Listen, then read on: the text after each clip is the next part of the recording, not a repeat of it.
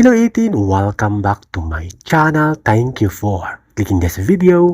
Usap-usapan ngayon si OG Diaz dahil mayroon siyang magandang sinasabi about sa ating SB19 sa kanyang channel na OG Diaz Showbiz Update. Talaga nga bang hindi na siya ampalaya sa ating The King of P-Pop? Dahil positive feedback na ang lumalabas sa kanilang team, lalo na kay OG Diaz. At heto nga, pinopromote nila ang ganap at update at schedules ng ating mahalima sa Amerika, lalo na sa kanilang Summer Sonic at Lollapalooza. Narito panoorin natin ang video. Video courtesy of OG Diaz and OG Diaz Showbiz Update sa YouTube.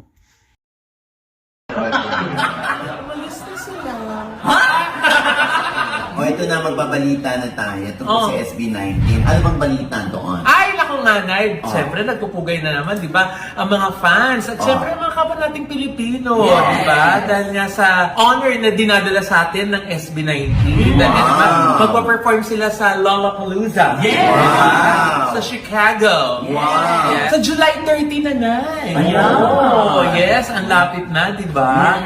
Pero bago yan, sa July 29 naman, magtuthrow sila ng ceremonial first pitch dun sa White Sox versus Yankees game. Wow! Sa Shad. Tapos, sa afternoon Lollapalooza nila, July 31 naman, ilo-launch naman yung audio and music video nila nung kanilang new single na Lawless. Wow! Busy, di ba? At July 28 din ay nakaschedule pala sila mag-appear sa Grammy Museum para dun sa Global Spin Live. Oh!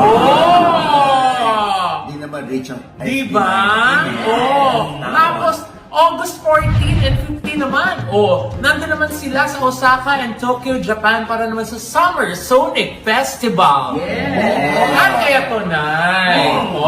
Sa October 28 to 31, magpa-perform sila sa K-Pop World Festival sa Texas, sa Alamo Dome, San Antonio, Texas. At sila lang yung non-Korean performer na magpa-perform doon sa K-Pop World. Diba?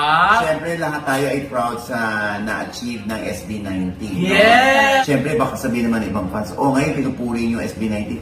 Hindi. Pag may kapuri-puri po, pag meron naman kaming maibabalitang maganda, binabalita na. At sana nakakarating din sa At saka may 18 tayo, di ba? Ayan ka na naman, mga question na naman. Uy, hindi! Sabi baka 19 kayo, 20. Hindi.